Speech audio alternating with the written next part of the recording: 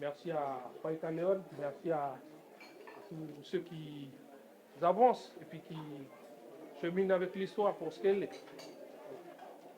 La force qui doit construire le pays se construit à l'école en premier à la maison. Merci à vous les Païka Léon. Depuis 8 heures et toute la matinée, les délégations se succèdent à Tiendanit. Emmanuel Tibaou reçoit chacune d'elles, arrivée avec un geste coutumier. Une coutume pour montrer cette volonté de se rappeler l'histoire, une histoire désormais commune. Des élèves délégués sont venus avec nous, on a eu des parents, il y a eu également l'internat, tous nos partenaires qui sont venus donc célébrer aujourd'hui une commémoration extrêmement importante puisque c'est celle de l'embuscade et qui fait partie de l'histoire. C'est des événements qui deviennent reconnus et c'est important que tout le monde puisse s'en approprier pour pouvoir ensuite construire la Nouvelle-Calédonie. Après une messe, un dépôt de gerbes est organisé. Vive émotion pour les enfants et petits-enfants de ceux qu'on appelle aujourd'hui les 10 de Tiendanit. C'est un prof de menuiserie au lycée Père Guénard, Bouraille. Oui. Ah, c'est pas Tarsis. La foule s'est ensuite rendue sur Waniat où l'embuscade a eu lieu en 1984.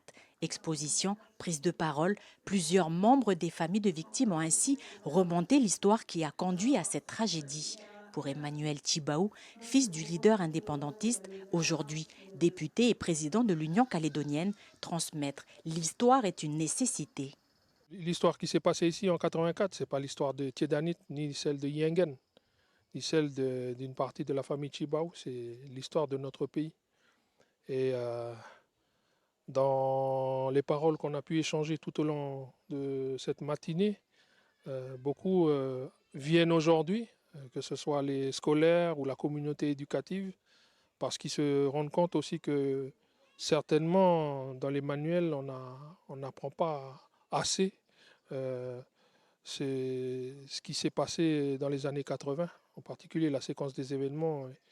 Et c'est celle qui a fondé finalement les équilibres sur lesquels la société contemporaine elle est construite par l'accord de Matignon-Oudinot, 88, accord de rééquilibrage, et puis celui de 98, accord de Nouméa, accord de décolonisation.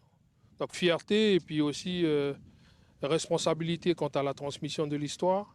C'est une année mémorable également pour le Centre culturel Guam-Boirat qui fête son 40e anniversaire.